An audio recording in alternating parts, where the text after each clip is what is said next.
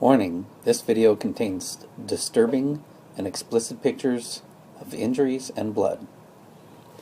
Hello, my name is Mark Laun. I was accused and convicted of a violent assault that I did not commit. I was seduced into marriage by a woman who lived in China and was a Chinese citizen. This email was written just 13 days after she first contacted me.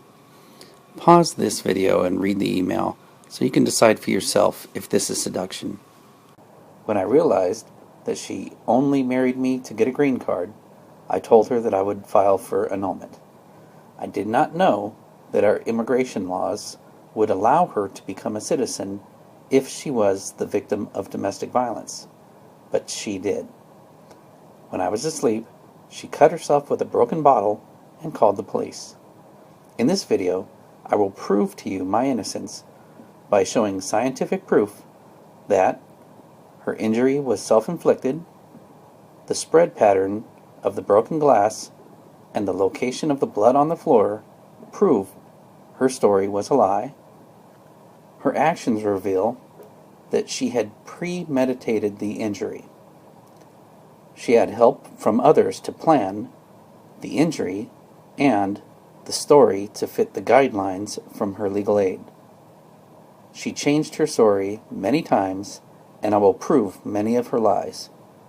All the evidence supports what I told the police when I was first surprised by their guns and yelling commands at me. So I want to start with the first question I had on my mind. How does anyone know what a self-inflicted injury looks like?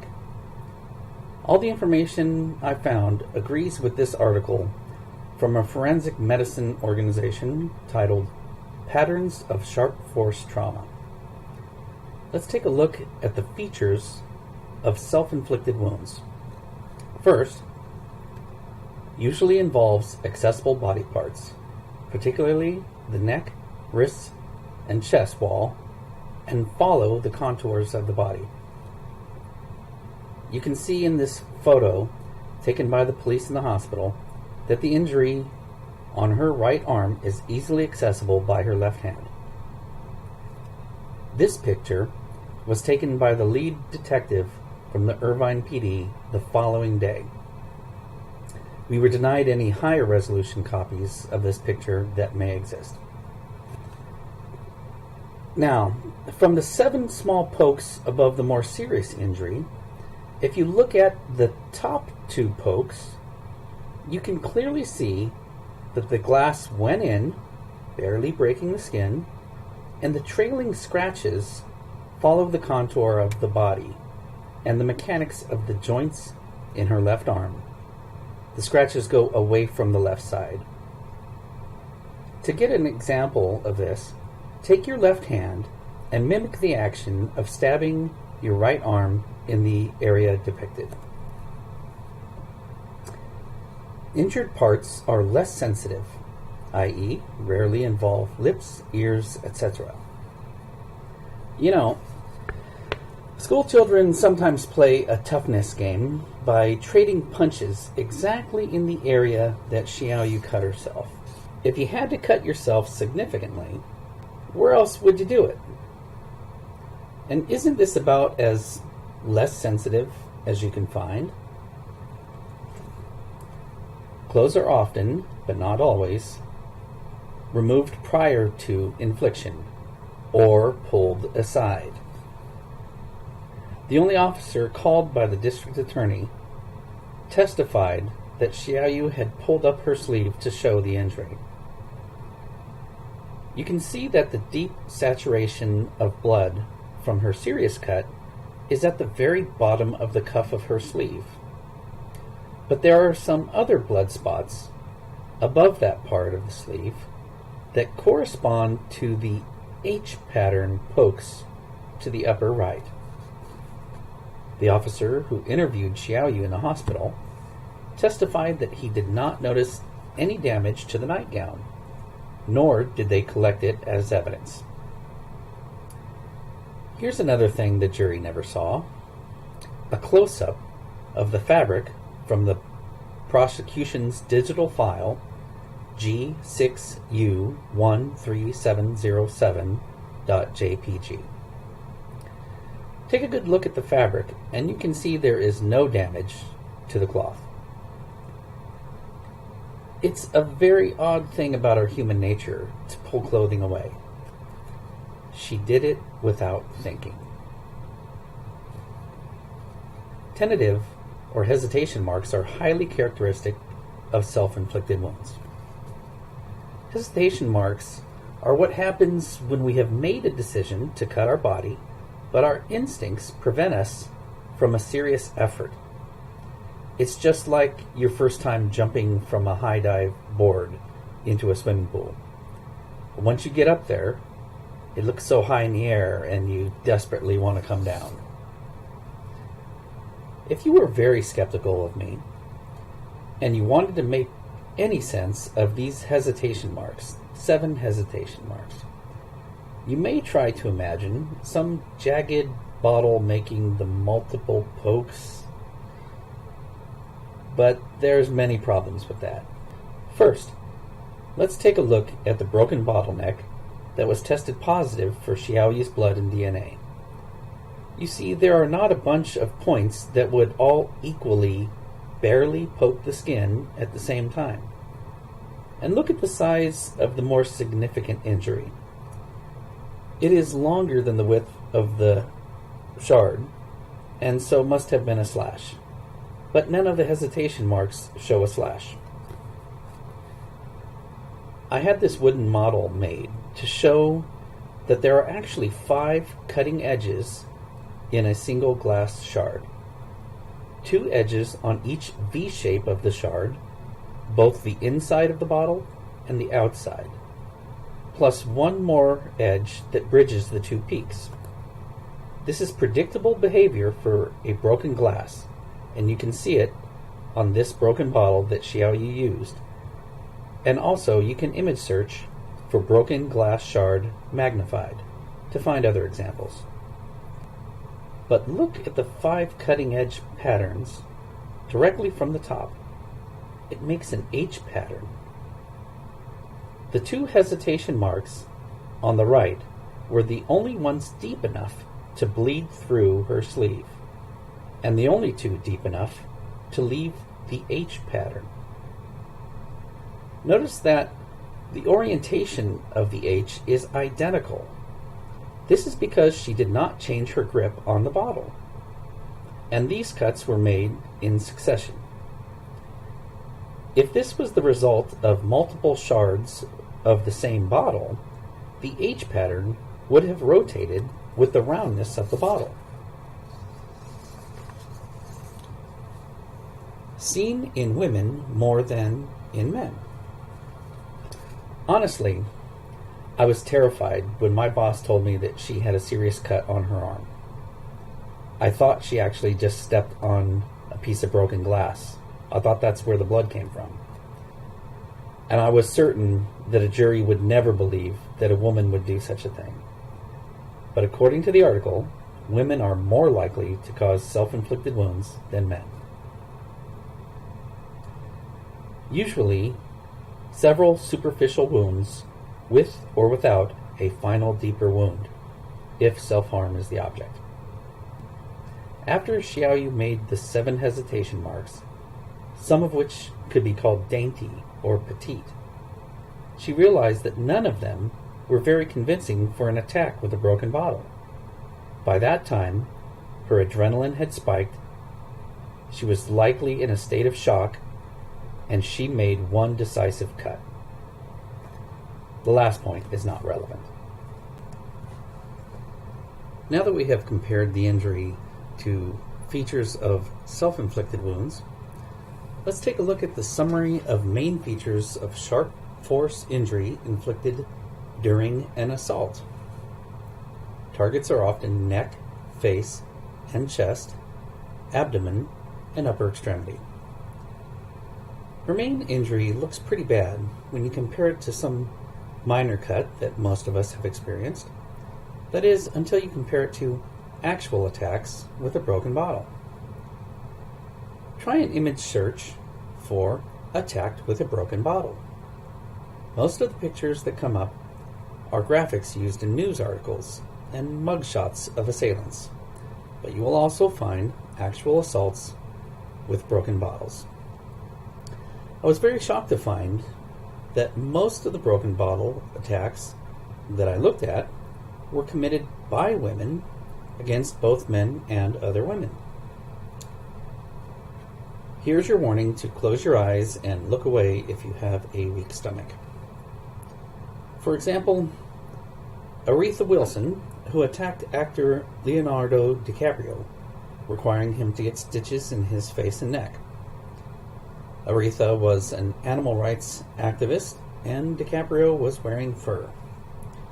In this case, the bottle was broken against his head. Lauren Field, described as a female thug wielding a broken glass, was convicted for attacking Kim Murphy.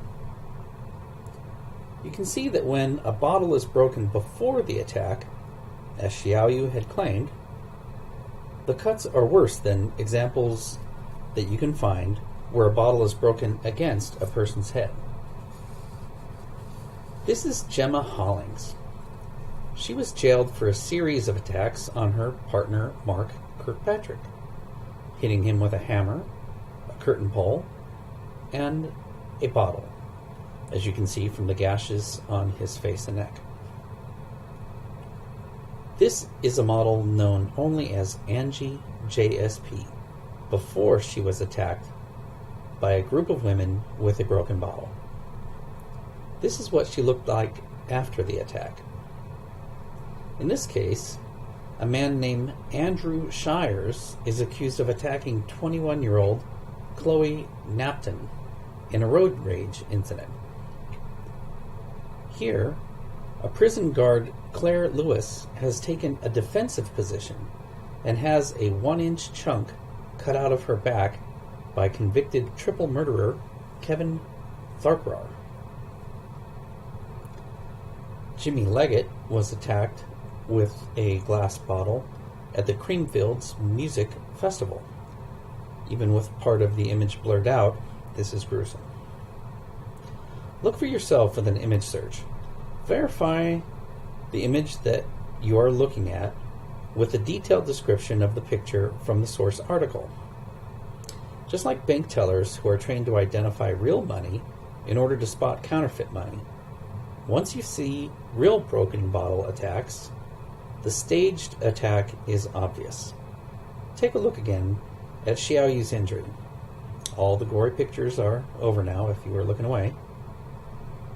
In context, you can see how this injury fits the self-inflicted wound feature of a less sensitive area and does not fit the typical targeting of an assault. Usually single and deep. Again, Xiaoyu's injury is not single, and the one serious cut she has does not compare to an actual broken bottle attack. Not associated with hesitation or tentative marks. Again, Xiaoyu's injury has hesitation marks. Clothing often damaged, for example, in wounds of the chest. Again, lack of damage to the fabric, indicating that she actually pulled the sleeve up before she cut her arm. May be associated with defensive injuries or signs of restraint. All the reports and police testimony say that Xiaoyu had no defensive injuries at all. Sweeping / in nature. Even though the more serious laceration appears to be a short slashing motion, it does not compare to the longer slashing that you see in verified broken bottle attacks. Moreover, the hesitation marks are not slashes. There's a combination. These last two are regarding deaths, and so they do not apply to this injury. Xiaoyu's injury is textbook self-inflicted and completely inconsistent with an assault by a broken bottle.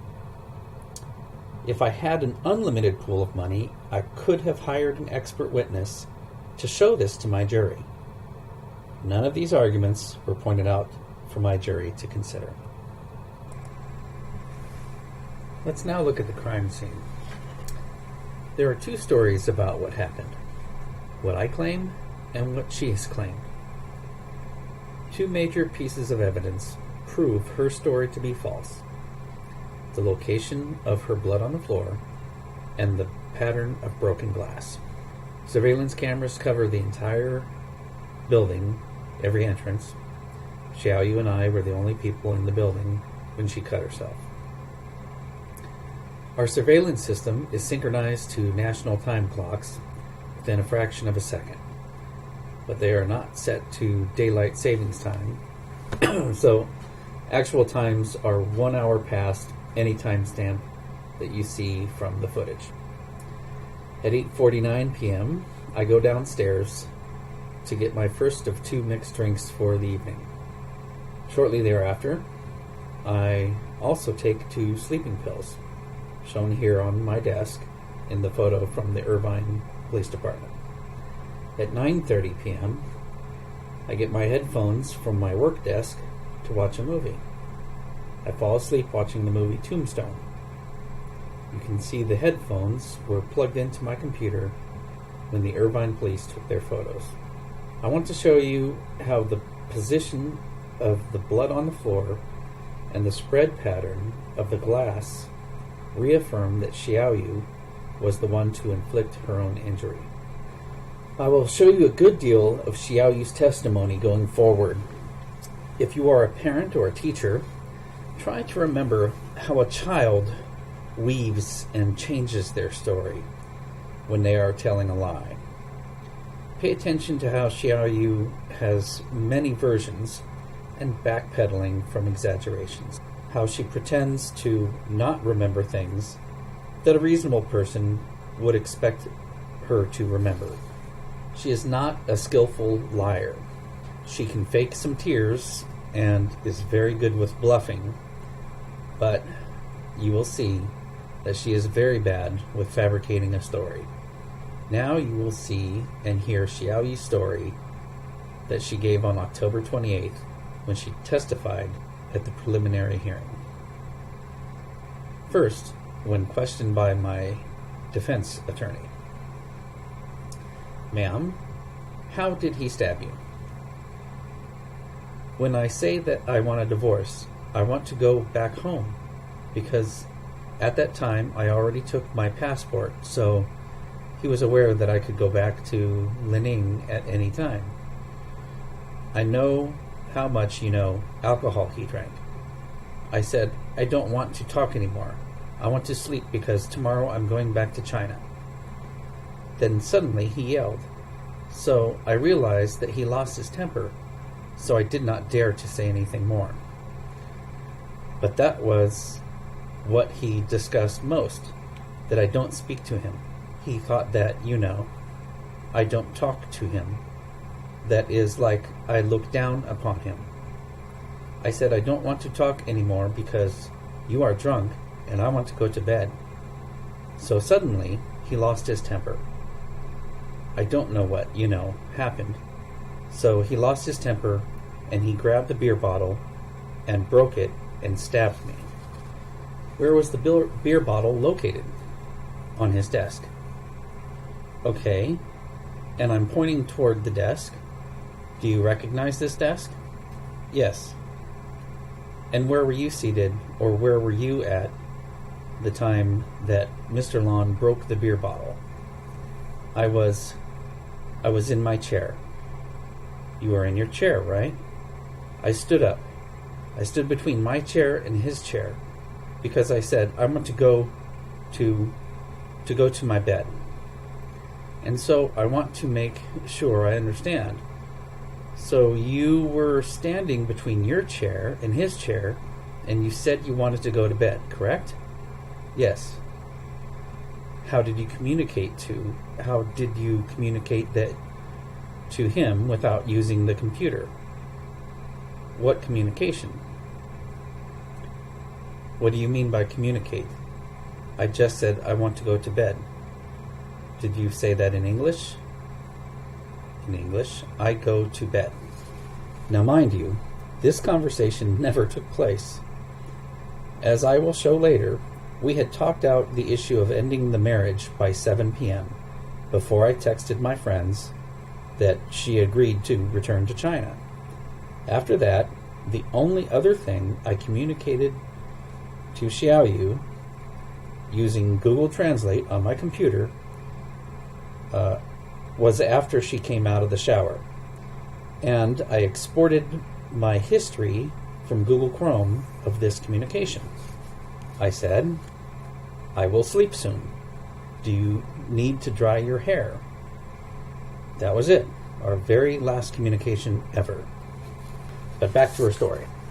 In English, right? Yes. Okay. And at that point in time, are you standing over Mr. Laun while he was seated at the computer desk? I was sitting when I said I'm going to bed, and then I stood up. Do you remember talking to the police officers? Yes. You didn't tell them you were standing up when he stabbed you, did you? I forgot what I said. You know, when I say, I'm going to bed, so he lost his temper and he stabbed me. Okay, do you remember telling one of the officers that you were sitting in your chair when he stabbed you? It was chaotic on that night, on the 29th. I cannot recall what I said. All right. So if I was to ask you whether or not you recall telling one of the officers you were sitting in a chair when Mr. Laun attacked you, your statement would be that you don't recall making that statement? I did not tell them when he stabbed me. I was sitting or standing. I only told the officers that he stabbed me. Okay, so ma'am, do you have a recollection of telling the officers that you were sitting in the chair when you were attacked? I cannot recall because I was very scared that night. Do you recall telling another officer that you were sitting next to Mr. Laun on the bed when he attacked you? On the bed? Yes, on the bed. No, I never said that. Okay. So you didn't tell either Officer Hernandez or Officer Laun that Mr. Laun was sitting next to me on the bed. You don't recall telling that to any law enforcement officer? I did tell the officer that when I was there, he attacked me, but I cannot recall whether I said whether I was sitting or whether I was standing. Okay, let's pause the testimony for a quick peek at the police report, a portion written by Detective Hernandez. Xiaoyu told me Laun had been drinking alcohol, and they were sitting next to each other on the bed when he grabbed 2 empty beer bottles. Laun broke the beer bottles by hitting them against each other and charged her with the broken bottle. Xiaoyu was unable to provide details of how he charged her, but said he stabbed her right arm with the broken glass bottle. Xiaoyu saw the blood and immediately feared for her safety since Laun had been drinking. Therefore, she made her way out of the building. Now, back to the testimony. But your recollection as you testify today, ma'am, is that you were standing at the time Mr. Laun allegedly stabbed you with a beer bottle, broken beer bottle. Is that your testimony? Yes, because I was going to bed to sleep. In this diagram, look at the position of her right arm as indicated in red, as she would be facing the bed, because she was going to bed. Okay, do you recall which hand Mr. Laun used to stab you? His right hand. Now imagine how Xiaoyu's story could work out with my right arm depicted in green stabbing her right shoulder depicted in red. Can you picture that in your mind?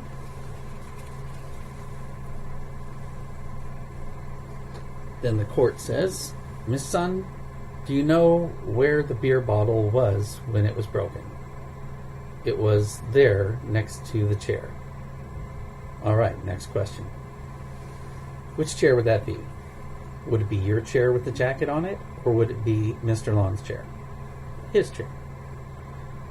Okay, so if he broke the beer bottles, it would be between both chairs, is that correct? Right around that area? It's just, in his chair where you see the paper, he was sitting in his chair. And did he stand up in order to stab you? Yes. Well, that's a very interesting story. She said I was sitting in my chair to break bottles and then stood up. Take a look at the seat of my chair. There is a peanut skin on my chair, but no glass shards. Now imagine that my chair is this cardboard star on top of this brownie. And imagine that the breaking bottles is this powdered sugar. Just like the star pattern is left by the cardboard stencil, you would expect to see the stencil of my seat of my chair on the floor. There should be an area on the floor shielded from the glass. Look at the fine particles on the floor where the police moved the chair out of the way to take this picture. The only way the glass got under my chair like this is because Xiaoyu was standing closer to the door of the room when she shattered the bottle, facing me in the direction of my chair. Because she would be afraid that I may wake up when she broke the bottle, the most logical place for her to be is closer to the door. This has been marked as Defense Exhibit F. Do you recognize this picture, ma'am? I do. And can you tell me specifically how Mr. Laun was able to inflict this injury on you? He just stabbed me, and then I feel the pain in my head. Okay. And when you said he stabbed you, you said he stabbed you one time in the right shoulder bicep area. Is that right? Okay, I can tell you because I was there. Right after she was asked that question, she hesitated. She needed to think about that. Her answer? More than one time. Okay, so how many times did he stab you? I cannot recall. Maybe 2 times. It's worth noting here that after being confronted with this line of questioning, with this image, and after seeing herself on surveillance pictures that show her hiding documents earlier in the day, and she was asked about making phone calls immediately before the attack, alleged attack, Xiaoyu went missing. She sent an email to the DA's witness handler saying that she went back to China. And the witness handler testified that Xiaoyu no longer answered his emails, and so was not available to testify at the trial. Remember, this was just the preliminary hearing. But months after Xiaoyu claimed to have returned to China, her friend from our church, who had helped her in many ways after the fact, said that Xiaoyu was still in Oregon, where her ex-husband's wife lived with her American husband. He stabbed you in the same location, is that right? He was stabbing at me. I don't know whether it was the same place or not. But if I was to ask you, ma'am, in Exhibit F, this is the only injury that you had that day, is that correct? Yes. Okay, did you see any blood drop on the floor in the bedroom? I did not take a look. I ran away. Did Mr. Laun pursue you? I don't know. I did not see him come out. I was afraid of him running after me. Did he say anything to you when he stabbed you? I don't know, because when I saw that he was stabbing me, I was so scared. I was very scared. I want to point out that nowhere in her testimony did she ever claim to have run out of the room backwards. District Attorney Mark Geller made the argument that blood was not seen in the room at the location of the alleged attack because there was no artery severed, and so blood was not squirting out. Okay, so let's take a look at the surveillance footage of Xiaoyu leaving the building, and also the CSI photos of the blood trail she left when exiting the building. Wouldn't you assume that she ran just as fast to the door of our room as she did to the beginning of the stairs? Once at the stairs, she slows down to make sure she doesn't fall as she is operating her phone. Then at the bottom of the stairs, she is now concentrating on her phone call and the verbal acting she has to perform. Her husband did not wake up when she broke the bottle, so there's no reason to look behind herself as she makes sure the police have access to the building. Or if you want to believe that I actually did assault her, perhaps she's not afraid to come back into the building where she was just violently attacked by a maniac, and that's why she's propping the door open.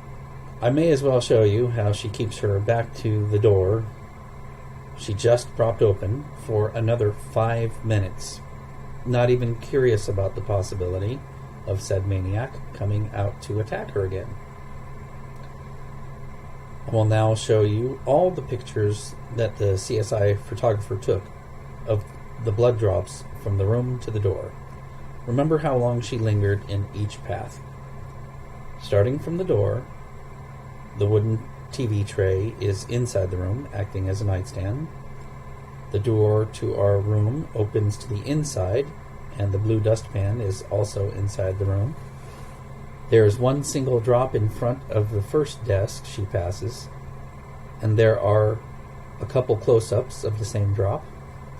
There is one more drop before the halfway point of the community tables, and 2 more drops before the stairs. Other than our threshold, there are 4 drops of blood in 3 locations. 1 drop at the top of the stairs, 2 more on the way down the stairs, and 1 at the bottom for a total of 4 drops on the stairs. I count 13 drops from the bottom of the stairs to the door. And you see 3 drops where she was pushing the door to prop it open. I timed her as being at the front door for 19 seconds before leaving. Of course, she never looks behind herself to see if someone's coming. So let's look again at the blood drops at the threshold of our bedroom. Given the rate of bleeding we saw when she was on the video, how long would you expect she was at the door jamb with her right shoulder bleeding in a position that puts her facing inside the room? On the other hand, if she was standing near the door with her sandals on, and after ending her call with CC Johnson, rested her cell phone on her nightstand, the wooden TV tray, then after cutting herself and tossing the broken bottle, she then picked up her cell phone, that would give some time to bleed like what we see remaining at the threshold. But wait, you may retort. Shouldn't we expect a Chinese woman to wear sandals in her bedroom? No. Not those sandals. Not at night, in her sleeping gown, just before she says, in English, I go to bed. She would be wearing her soft, fuzzy bedtime slippers that she keeps close at hand, that are far more comfortable than the ones with the plastic thong between the toes. But you can't run in the soft, fuzzy bedtime slippers. In order to demonize me, Xiaoyu lied about how much alcohol I drank and when I drank it. The officer that testified at my trial said that he smelled alcohol on my breath. This makes sense because I had 2 drinks just a couple hours prior. But he did not testify about any signs of physical impairment. After I was arrested, I was rejected from the jail admittance because my blood pressure was too high. So Officer Mahmoud took me to the hospital for further examination. We spoke at length in transit and at the hospital about my travel to China and my suspicions about my wife. Once she got here, things were very different. Oh, I'm sure. It's a culture shock. No, she just didn't want anything to do with the relationship. And So you think a green card? she was, we had agreed yesterday and today that she was going to go back to China, and apparently she found a way to stay in the United States. Officer Mahmoud declared in the statement of booking officer that I had not appeared to be under the influence of drugs or alcohol, disoriented, or confused while in custody. The doctor who treated me gave me the assessment of awake, alert, and oriented to person, place, time, and situation. Normal sensory observed, normal motor observed, normal speech observed. Cooperative, appropriate, mood, and effect. My every move was tracked inside the building with the surveillance footage, and shows that my first drink was at 8:49 p.m. But look at what Xiaoyu tells Officer Vespia in the police report. I asked Xiaoyu if Mark was drinking today. Xiaoyu explained that Mark was drinking beer and wine all day. And look what she wrote in the domestic violence statement. When I arrived home, he had been drinking, and there were empty bottles all over the room. He was intoxicated and began yelling profanities at me. Xiaoyu came home at 1 p.m. In many other places, she is careful to make the claim that for 7 months I yelled at her, but only when the office was empty, because she knew that no one in the building would verify her claims of verbal abuse or yelling. In fact, there were witnesses from work who testified that they never heard any raised voices. So is it usually this quiet up here? So if you guys had a rowdy employee there, you guys would probably get rid of that rowdy employee, huh? Since everybody likes it quiet. Yes. Yes. Feel Free to interview anyone you like. But here, she got a little careless in her description. Perhaps because this domestic violence case would be the vehicle for her adjustment of status under the Violence Against Women Act. So she said that when she got home, I had been drinking all day and began yelling profanities. This is a good place to point out that because she did not speak conversational English, and I do not speak Mandarin, all of our meaningful conversations were in texts and emails that could be translated. In the police report, there are 80 pages of emails that Xiaoyu forwarded to the Irvine Police Department. But Xiaoyu never produced any communication from me that contained name-calling or insults, only frank conversations. And I'm not the first person that Xiaoyu has demonized regarding alcohol. One lie that Xiaoyu repeatedly offered was that she wanted to return to China. Xiaoyu had spent the last 5 years of her life trying to emigrate out of China by getting a foreigner as a husband. First with men in Norway. She had to disclose her travel to Norway to the State Department as part of her visa application. Let's take a look at her resume that she submitted with her application. On March 8th, 2011, she traveled to Norway to attempt a marriage relationship. She spent 90 days with the man. Perhaps the visa was a 90-day visa. But this is what she said about the trip. You can pause and read this. She says he drinks too much. She spends all her time doing work for him. Then she leaves because he is too grumpy and the man detained her luggage. After this kind of experience, I would have assumed that she didn't have anything to do with him again. So I'm not sure if the man she was later planning on visiting in Norway was the same man or not. But she did get the visa to travel there. She tried for a third run at getting into Norway for a different man, but the Norwegian consulate shut her down. Who knows why? Pause this a minute to read into this email. I wish I would have at the time. After hitting a brick wall with Norway on the visa front, she moved her focus to the United States, and she contacted me 2.5 months after her attempts with Norway. Just 13 days after contacting me, she says she loves me. After 5 years of effort and actually being in the United States, you can be sure that she would never want to go back to China.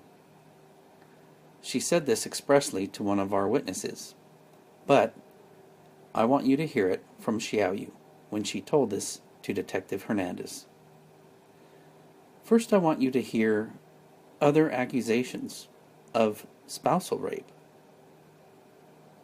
Even with the Irvine Police Department coaching her, she could not manage to give a proper accusation.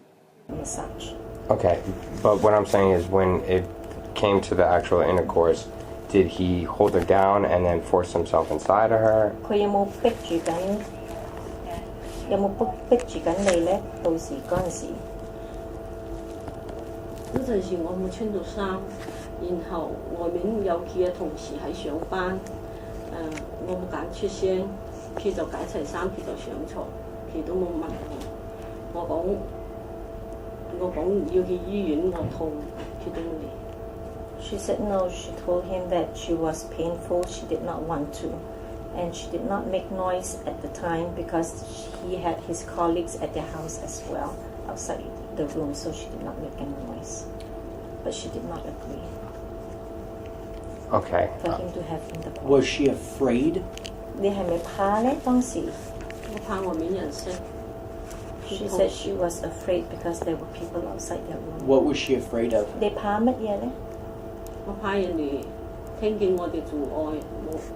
She was afraid of the people outside the bedroom hearing, and she didn't want to be embarrassed. At the end of the 1 hour and 20-minute audio file, this was the hope of the officers. It's kind of quasi-force, a little bit. We can probably stretch it based on her, but here's the big thing. So if we go to duress, where is it? Here, as used in this section, duress means a direct or implied threat of force, violence, danger, or retribution sufficient to court. If you listen to the whole 1 hour and 20-minute recording file, 570-0191 of Officer Vespia, and the 1 hour and 36-minute recording from the following day with Detective Hernandez, Xiaoyu makes all kinds of accusations about verbal abuse and a life of forced labor and neglect. She says that I controlled her access to money, just like the guidelines told her to, so that she could get a green card. The Center for the Pacific Asian Family that she spoke with for 27 minutes and 43 seconds, just 7 minutes before she cut herself. They can help you use the Violence Against Women Act to stay in the country, and they tell you the criteria necessary to qualify. So Xiaoyu told a story to fit this narrative for almost 3 hours, including stories of spousal rape and a violent assault on June 29th. In those 3 hours of questioning, she only broke into tears one time, when she was asked if she wanted to go back to China. File 398 2880 with Detective Hernandez. So she wants to go back to China. 你现在你要回去，你想要回去中国？我不要， I don't 我 want to 回 go back to 去， China. 我没有工作， When I go back to China, I have no work. 我没有退路，因为国内的人都知道我结婚了，现在我发生的事情没有人知道。 Because people back home knows that I am married. If I go back, That's bad. 我的家人一直以为我过得很好。 my family thinks I'm living a very good life here. So, when she says anything about wanting to go back to China, or not being concerned with going back to China, that is a falsehood. After I sent her an email on June 28th, suggesting that we end the marriage and offering to pay her $1,000 to get back on her feet and pay her airfare home, that's when she started planning. She asked for help from a very kind lady that she knew from our church. Xiaoyu knew that our deacon would not have knowingly helped her commit a fraud, so she had to bluff about being willing to return to China. No, I'm asking if the church provides lawyer services. I want to divorce the foreigner. Let me remind you, after the divorce, what will happen to your green card? I've endured enough. No green card, then I'll return. Able to stay is best. It's like if you can prove the foreigner has abuse, after the divorce, you can obtain a green card. The path to a green card from domestic violence is common enough that our deacon mentioned it right away. In addition to this message about getting a green card by way of domestic violence victimhood, Xiaoyu also spent a half hour on the phone with the Center for the Pacific Asian Family 24-hour hotline. The center received 59% of its budget from government grants, and they display their grant that was awarded by the Office on Violence Against Women, U.S. Department of Justice. But Xiaoyu had to hide her motive. This is from the preliminary hearing. Did you discuss with anyone at any prior time before this incident took place where you were told that if you made a claim of domestic violence, you could get to stay in the country? Answer: no. That was a falsehood. Now, what about my story about falling asleep with my headphones on after taking sleeping pills? You've seen the pictures of the items, but some of you may still be skeptical. However, there is one person who should have a very clear knowledge and memory of whether or not I fell asleep at my computer wearing headphones, and that's my wife, Xiaoyu. How could she not know for sure whether or not I fell asleep with my headphones on the night that she claimed that I attacked her? Xiaoyu enters the room from her shower at 9:24 p.m. At 9:29, I come into the room and ask if she needs to dry her hair. At 9:30, I bring in my headphones into the room. At 10:05, the last employee leaves the building. At 10:09, Xiaoyu calls a number listed with the California State Bar for Annie Shu Zhu Yu. From 10:12 to 10:39, Xiaoyu was talking to the Center for the Pacific Asian Family 24-hour hotline. If she's talking about me for half an hour, and I'm sitting right next to her, you would think she would look over and notice if I was asleep. From 10:42 to 10:46, Xiaoyu is talking with her sister-in-law, Cece Johnson.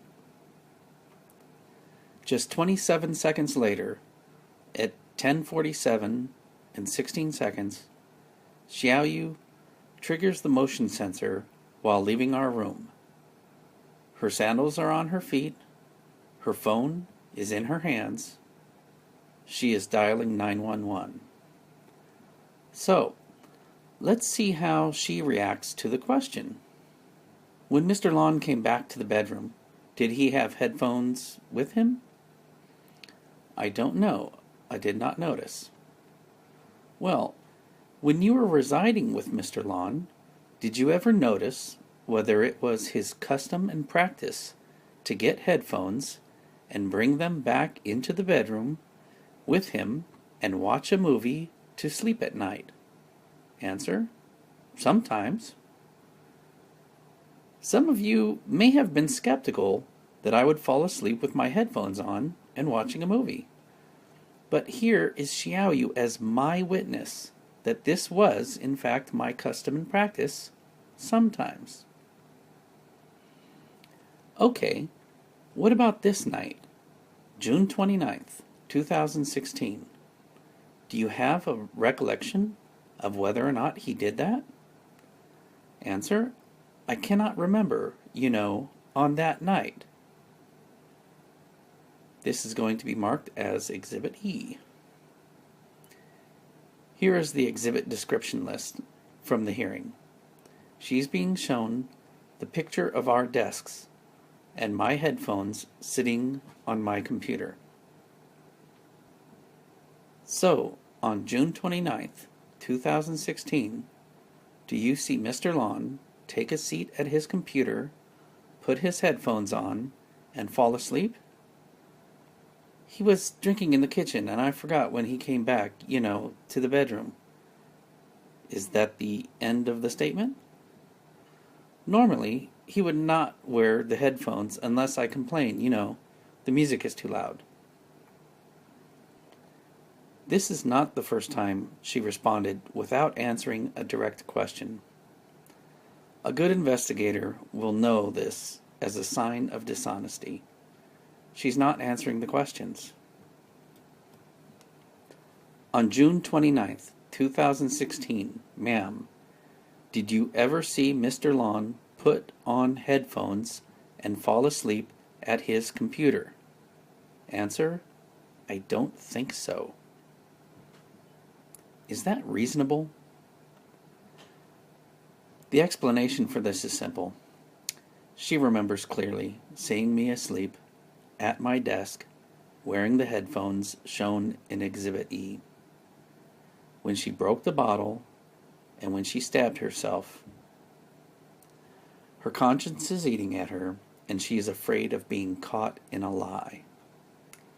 It is not reasonable to believe that on a traumatic night, when she acknowledges me bringing up her luggage for her to pack for China at 7:10 p.m., coming up from the kitchen area at 9:30, and she is talking about me on the phone beginning at 10 p.m. until she leaves, and we are supposed to have had an argument just before a violent attack. How can she not be 100% certain about me being asleep or not? I have only spoken in depth with one woman who was severely abused by her husband. That was with my sister. She told me that it is unreasonable to not remember so many details, and that there are things she wishes she could forget, but she still remembers from 30 years ago. This hearing was just 3 months after the event. Another thing you would expect her to recognize is herself, wearing her zebra-striped jacket in the kitchen that she spent most of her time at when she was home, at 6 a.m. the last morning that she lived at our home in this office building, hiding her immigration documents before school, the same documents that she went and checked on at 3 p.m.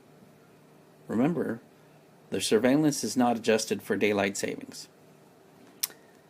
And she goes back to check on them again at 7 p.m., but sees me getting her luggage from our storage area. She checks them again at about 8:30 p.m., and when she comes to get her belongings the next day with the police, She doesn't go straight for our room, but she goes straight for her hidden documents. So, is it reasonable for her not to recognize herself in these pictures? Is it reasonable for her to be so evasive about identifying herself? If you would take a look at this picture, please. Do you recognize that there is a figure that's walking away from the camera? No, I don't. You don't recognize that there is a figure wearing, it looks like a patterned shirt with black pants walking away from the camera? I see this person. Okay. Do you recognize that person in the picture? No, I cannot. So, you don't recognize that person in the picture as you, right? I cannot see clearly. Okay, all right. I will try one more. I'm going to mark this as Defense Exhibit B. It's not the best picture, ma'am. Are you able to see at all that there is a figure in the middle here with a patterned jacket and black pants that's walking toward the camera? Yes. Okay. But it's weakly. Are you able to recognize the person in that photo? It looks like me, but I'm not sure. All right. Do you recall at any point in time wearing a jacket that looks like that and has that pattern to it? I cannot see clear. All right. Let's try this one. That's me. Okay. So if I was to go back to exhibit, well, I'm not going to. Let's go back to exhibit C. So you recognize this person in the picture, right? Yes. I saw the clothes I was wearing. Okay. So that patterned jacket, you recognize that as being yours, and that person in the picture is you, right? It should be me. Okay, well, do you have any question about whether or not it's you?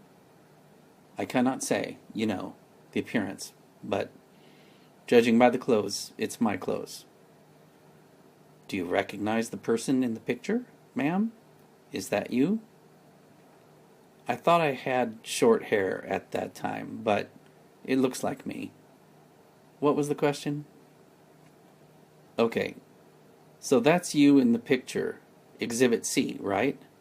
You are identifying yourself in that picture, right? Answer: how can I know? Because I cannot see the face. Is that response reasonable at all? No, it's not reasonable. She is caught in her premeditated plan. We cannot even use the hiding of documents as a clear argument to show that she was planning to do whatever it took, including cut herself, in order to stay in this country. But she knew what was in her mind. She hid her immigration documents the day after she got my email about ending the marriage, and she had to hide it from the court. If she hid the documents because she was a legitimate victim of domestic violence, she would have boasted about hiding her documents. But she distanced herself from the truth because she knew her motives and her plan. Look again at the police report from Detective Hernandez, where Xiaoyu had said we were sitting on the bed during the alleged attack. Laun broke the bottles by hitting them against each other and charged her with the broken bottle. Xiaoyu was unable to provide details of how he charged her. Is it reasonable that she could not describe an attack the day after the event, but then can describe the attack 3 months later? It is reasonable that 3 months is enough time to make up a story that she thinks is believable, and that makes better sense of no glass being in the bed. After the testimony that I showed earlier when my attorney was asking Xiaoyu about the location of the alleged attack, District Attorney Mark Geller had her confirm the location. Okay, my question to you is very simple. Is there a location on this exhibit, which is Exhibit I, that you would see where the defendant stabbed you, if it was at the exact time? It's not here. Okay, it's outside this. What about on Exhibit A? The same question. It's not here either. Then when Mr. Geller got to Exhibit E, she's indicating, okay, what you have done is you pointed to a location on Defense Exhibit E that is in between the chair that you would sit in to view your computer and, as you have identified earlier, the defendant would sit in to view his computer. Right. Did I describe that correctly? Yes. After 3 months, she had her story down. So, how about the call to 911? You can see that as she is leaving the room, she is already using her phone, and you can see the screen light up. It doesn't make any sense for her to call before getting to safety. She knew this, and so she had to lie about it. Here's what she told Officer Vespia right after the event on June 29th. Xiaoyu stated she became terrified at that moment and ran out of the room and then the building and called 911 for help. She also repeated this to the judge 3 months later under oath. The judge asked, "And when you ran out of the gate, where did you go?" "When I was out of the gate, I made a phone call to 911. "All right. And did you make that phone call using a cell phone?" "Yes, cell phone." "And whose cell phone did you use?" "My own." It seems the judge was also curious that she happened to have her cell phone with her. "All right. And where were you when you made the phone call?" "I was in front of the gate of the building." I mentioned before about Xiaoyu being good with bluffing. Xiaoyu used the WeChat application and other text messages often. She only showed Detective Hernandez select text messages from me and our deacon from church.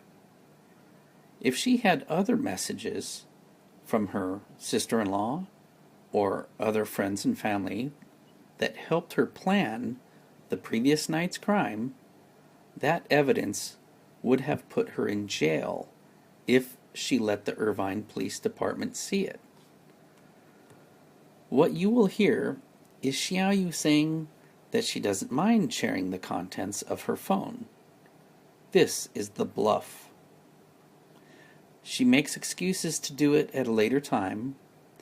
Then, after she is told that she has the legal right to refuse access to her phone, she does just that. Empty spaces and some redundant translation have been redacted from this recording. 可以。先生，那我电话再还你。你需要多长时间？因 How 为 long 这 do 个 you need? Right now, this is a bit of time. Probably,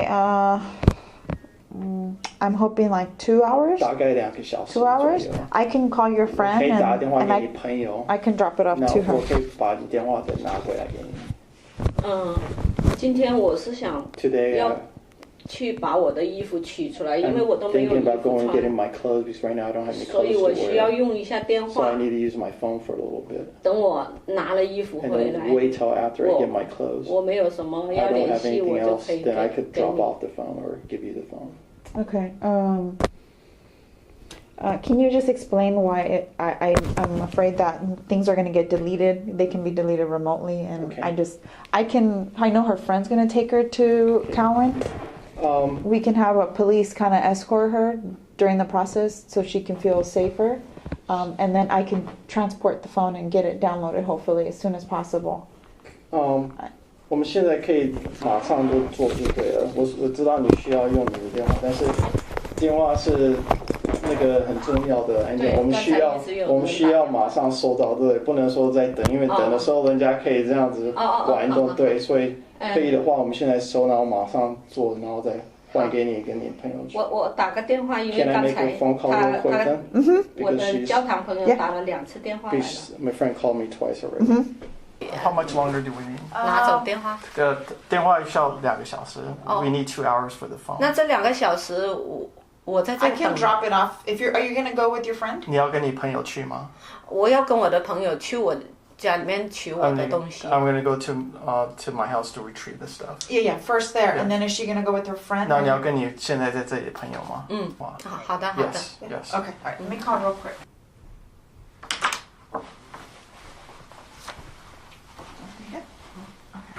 She okay with the phone? 电话可以啊。可以。Yeah. Okay. Can you just I guess can you read this to her? Sure. Okay. She just have to complete her name. 所以这就是一个单子说，你给我们权利去搜查这个电话就对了。所以我有跟你说，你有权利说，你要给警察要还是不要。不需要说有那个search warrant 就对了。什么？搜查证就对了。说你给我们权利去看你的电话就对了。然后你有权利说不要给我们看就对了。OK。我也可以不给你看。对，你只要不要给我们看的话也可以，这是你的权利就对了。但是我不想给你，因为上面有很多我跟我老公以前聊天写信的。There's some stuff in there that are kind of personal in nature. So 权利是你的，你要给我们看还是不要给我们看是你的权利就对了。如果你们需要什么，我转发给你。If you need something in particular, I could give it to you, but. Okay. All right. So then no then. 所以你不要给我们搜查电话。我觉得有些我很难看。I think there are some things on there that's not that's difficult. Okay. Keep in mind that she talked with 2 male officers the previous night about explicit details of our sex life, and again with Detective Hernandez just before this, speaking in intimate detail about our sex life. But after finding out that she has the legal right to refuse access to her phone, she uses modesty as a pretext to protect herself from showing incriminating evidence. Her pretext also does not make sense, because she handed her phone to Detective Hernandez so that the detective could take pictures of our text thread back and forth. These are the pictures that Detective Hernandez took of Xiaoyu's phone at the beginning of this interview. So, she clearly was not hiding any communication between me and her. 3 months later, at the preliminary hearing, she perjures herself again. When you spoke to the officers and they asked to search your phone, didn't you refuse them to allow them to search your phone because you told them there might be intimate conversations and materials on your phone? Answer: no. There are many other contradictions and falsehoods in her story, but I think the point is made, and I want to close with my story, my credibility, and the last piece of the puzzle that would provide the district attorney with a solid case to prosecute Xiaoyu for what she did. I invite you to ask, does my story make sense? The story I told the police when I first met them? By the time that the police showed up, yelling my name and giving orders and pointing guns at me, I was apprehensive about speaking with them, and here's why. By June 29th, I had over 6 months of suspicion that Xiaoyu was using me for immigration benefits, and never intended to be my companion.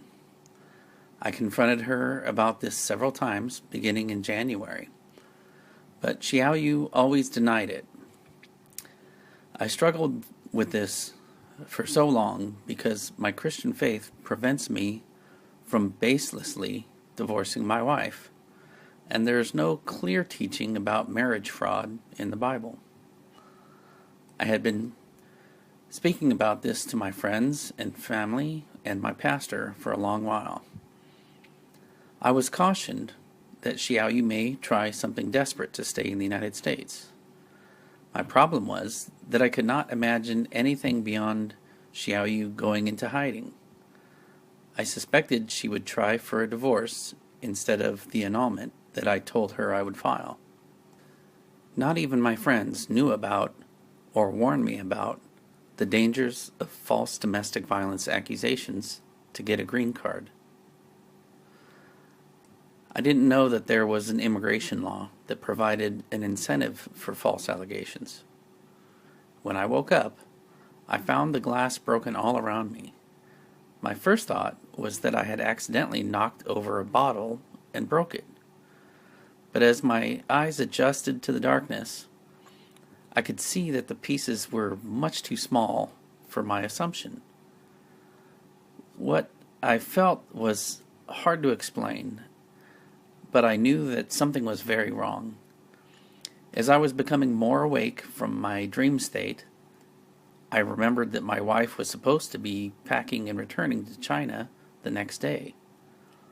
As I made my way to the door, the glare on the floor moved across drops of blood. You can see how the glare behaves on this floor. The lights were off in my room, but they were on in the open area outside my room. When I recognized the red drops as blood, I knew in my gut that my wife was up to something. The only thing I could imagine was that she stepped on broken glass that I may have dropped or she may have broken. I had fleeting thoughts that she may try to make a domestic violence claim based on causing a dangerous environment with the broken glass on the floor, or negligence or something. I still couldn't put together a clear picture or even a guess about what may be going on. But I thought she may be trying to get access to a woman's shelter to avoid going back to China.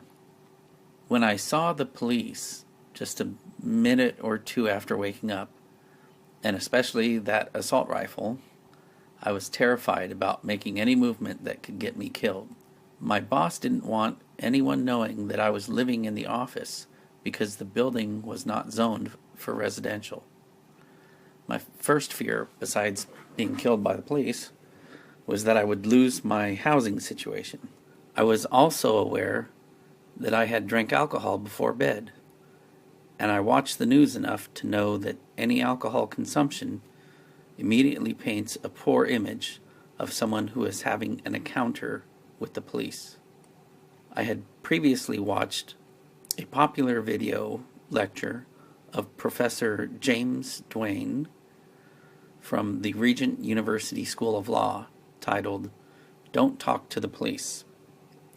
In the lecture, the professor explains how even if you are innocent and you only say things that prove your innocence, you can never use your statements to prove your innocence, and you open yourself up to trusted and respected police officers incorrectly remembering your statements, or even worse. For example, in my case, officers in their police report concluded that I was sweeping up glass in my room when they met me. Well, I wasn't. And you can look at the glass on the floor, and there is no sign that a flat broom began any work on the scattered glass. And the dust broom was still fastened to the dustpan away from the broken glass. You could imagine that when you hear these officers yelling my name and yelling at me, if they were to see me do something, I could have been shot, like putting the dust broom together with that dustpan. I wasn't touching it. However, when 2 or more police say things happen one way, and you say it happened a different way, you lose credibility. I did not do a very good job at the not talking to police, but I was apprehensive, and I tried not to say too much until I knew what was going on. I knew that these officers did not come to clear my name. That's not what they get paid to do. As a society, we don't ask that of them. We just want to be safe from criminals. So, all of their training is toward collecting evidence and statements to get convictions, while maintaining their own safety. Listen to this audio recording of their ongoing training and instructions about me just before they came into the building. If we get the elements of the crime, she says, yeah, this is what happened, he threw a bottle at me, it broke, he stabbed me with it, the whole thing. What does that do for our partners if we can put that out? Lets them know that he's aggressive and that he's combative. How about if he tries to run? They need to chase him. And they can detain him and use force if necessary to effect the arrest, or detention rather, right? You're going to make announcements, right? You got word with an AR. Okay. Who do you want to designate as what? You got 4 cops here, right? Yep. So you got ward's got an AR. You want to designate somebody to be less lethal, somebody designated to be lethal? How you want to do it? When I did talk to the police, I kept my answers brief and was very careful to be honest. I was still very groggy from the sleeping pills, and I just woke up. This is what I did tell the police that night. What is it? Let me see your hands. Hey! Hands up. Let me see your hands. Mark? Come towards me. Mark? Come towards me. Are you Mark? Yes. Okay. Hands up. Come towards me. Mark, did you hear us calling to you? No. You didn't hear us yelling at you? No. Okay. Who do you live here with? My wife. Okay, well, do you know where she is right now? No, I don't. When was the last time you saw her? Last I knew, she was blow drying her hair, getting ready for bed. She hadn't gone to bed yet. How long ago was that?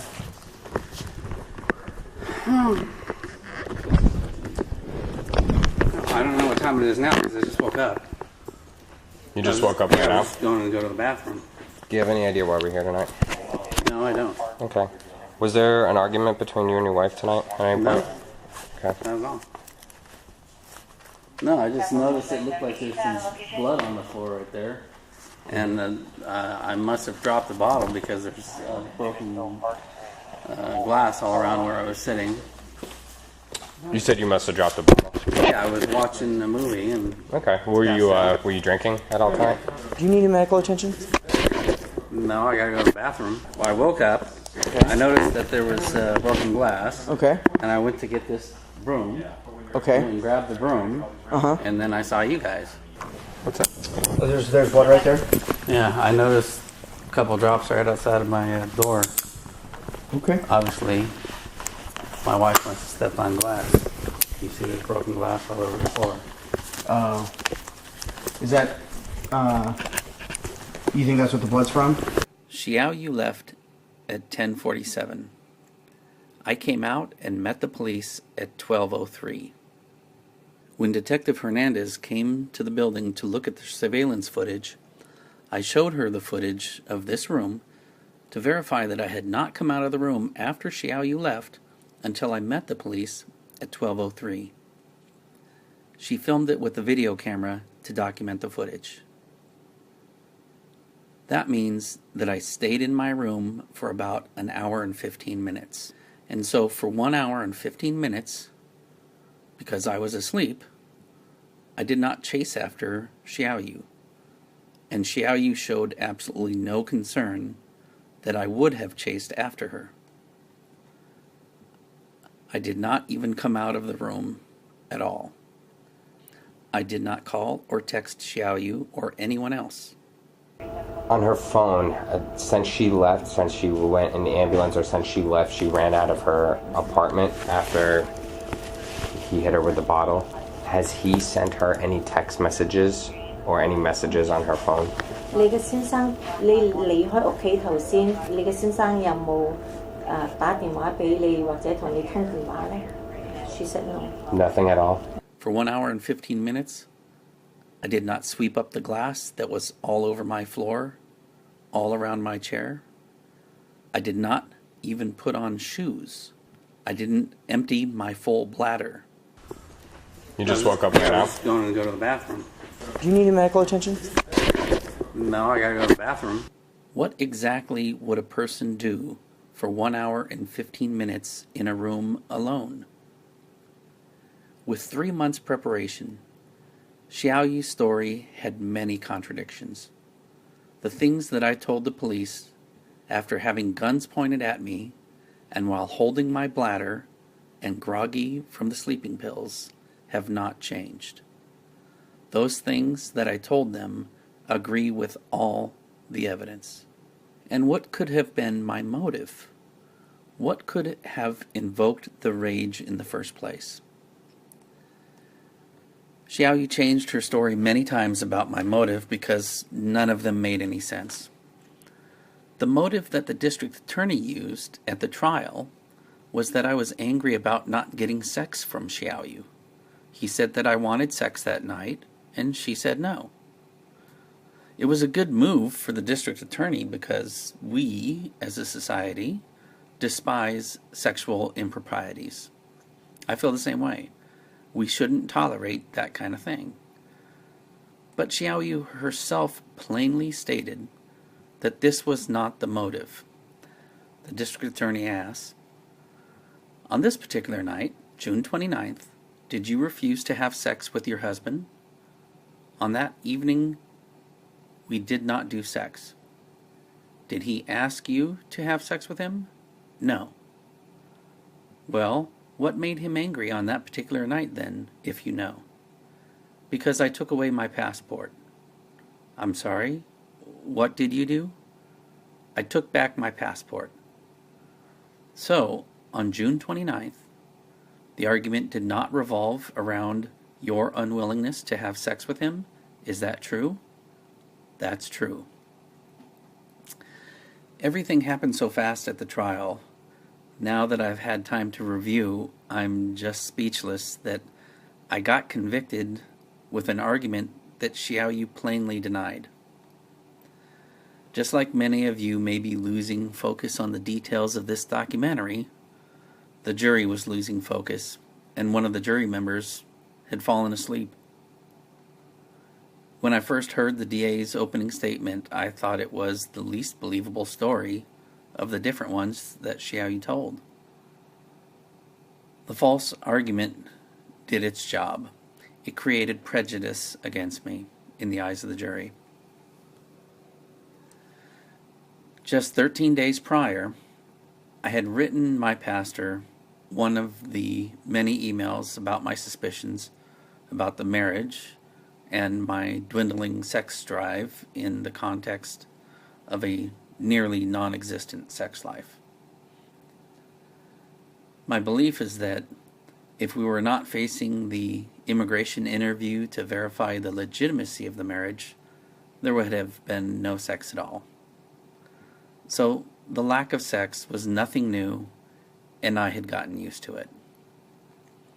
The other motives that Xiaoyu proposed all had to do with her asking for a divorce or me being angry that she was leaving. Apparently those were too unbelievable for the district attorney to go forward with. So let's address Xiaoyu's claim that I was triggered by her missing passport and or her telling me that she wants a divorce.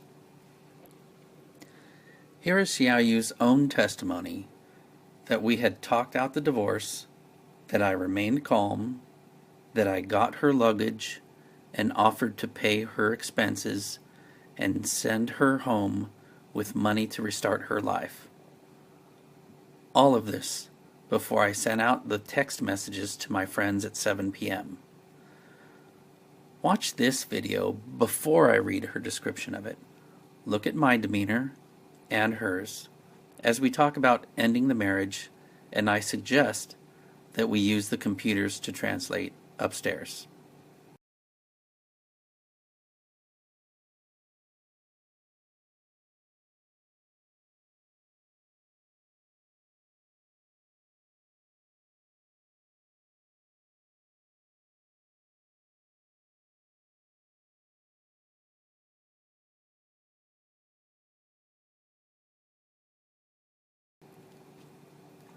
Okay, and so what was the conversation about at the table, the kitchen table, at 5:45 in the afternoon? I told him I want a divorce. Okay, and you told him at the kitchen table, correct? Yes. And I asked him, when shall we go, for the process of divorcing? If you are at the kitchen table, are you communicating by your cell phone? His cell phone, not mine. Okay. So you are using Google Translate to tell him about that, correct? Yes. And that afternoon you spoke with Mr. Laun about going to the room to communicate with him on Google Translate? Didn't you both walk up to the room together? Yes. All right. So around 5:45 in the afternoon, Mr. Laun and you are in the bedroom at the Cowan property, is that right? Yes. All right. And at that point in time, is Mr. Laun yelling at you? No. Is he raising? He is calm. Okay. And you are communicating only by computer at this point in time? Yes. I archived my half of the conversation with Google Translate. I'm calm and civil with her, and I asked to make sure she can arrange a place to stay with her family when she gets back to China. However, I did tell her that I would file for annulment based on marriage fraud. There's absolutely no reasonable explanation for me to become angry. It is unreasonable to suggest that when I'm on the verge of getting what I wanted and what I told my friends and family that I wanted, that I would go from calm and talking out the divorce by 7 p.m. to being angry about something that I asked her for. The only reasonable motive for that injury was for her to stay in the United States. All right, and do you recall him telling you that he will pay for your ticket back and he will get you $1,000 to set you up at home if you leave? He said that, but I said, I don't want his money. Okay, so when Mr. Laun comes back up with your luggage, what do? I didn't do anything. I just say, I'm prepared to go back. I was real happy. You are very happy to be leaving? Yes. So she wants to go back to China. 你现在你要回去，你想要回去中国？我不要。I don't want to go back to China. 我没有工作。When I go back to China, I have no work. 我没有退路，因为国内的人都知道我结婚了。现在我发生的事情没有人知道。Because people back home knows that I am married. When I go back. That's bad. 我的家人一直以为我过得很好。My family thinks I'm living a very good life here. If the fingerprints have been preserved, they can prove my innocence and Xiaoyu's guilt. We only need one partial print, and we are really only looking for her left ring, index, and pointer fingers, and the same for my left or right hand. That's just 9 samples to look for on that bottle. The right technician could probably have this examined, documented, and complete a report in about 2 hours. Xiaoyu's prints are on file with the State Department as part of her immigration application. Mine were taken when I was arrested. The fingerprints were never taken from the bottle, but they could be the most conclusive evidence in this case. Before the trial, I asked twice for the detective to get the fingerprints on the bottle. You just take this one fingerprint, and you can match up all the different ones that are on the bottle. You should be able to puzzle it around and say, oh yeah, this one's in this position, that's in that position, as a, you know, and especially it's her non-dominant hand. So even if my prints are on there, how's she going to explain it? Because you can see in the video, I'm the one that goes down and gets the beer at 9 o'clock, not all day long. Is it at all possible to run the fingerprints on that bottle? Let me check to see what we have. Yeah, we can do it. We can find out much more with fingerprinting than just yes or no if her prints are on the weapon. This injury is on her right shoulder, so we're only concerned to find prints from her left hand. We can find the gripping position. To make this easier to see, let's start with just the index finger. If she were holding the bottle in her left hand to pour the beer, you would expect an orientation like this one, pointing slightly down from the mouth of the bottle. In order to break two bottles together, the grip would be like this one, and you would expect to find a print in this position, slightly up toward the mouth of the bottle. In addition, we have a very telling piece of information with the evidence, this H pattern on these hesitation marks. The two parallel lines correspond to the inside and outside of the bottle. The line between those lines corresponds with the crest. Since we can't know which line is the inside and which line is the outside of the bottle, the position of the long shard could be at either the 215 position or the 815 position. That is still very specific in combination with the gripping position and will tell exactly who committed the crime. There are only two candidates and only one weapon. All we need to do is look, and there will be no more he said, she said. The fingerprints will confirm the other scientific evidence of the self-inflicted injury, the pattern of the broken glass, and the blood drops on the floor. The Irvine Police Department can prosecute her and prove beyond a reasonable doubt that a right-handed woman would not use that gripping position for pouring a beer. Their surveillance proves that I got my own beer from the refrigerator, and the CSI photos show that I put that beer right next to my chair. So she would not have poured me a beer, and her gripping the bottle in a wielding position with the rotation of the bottle lining up with the H marks is conclusive that she did this. So she wants to go back to China. 你现在你想要回去中国？我不要。 I don't want to go back to China. 我没有工作。 When I go back to China, I have no work.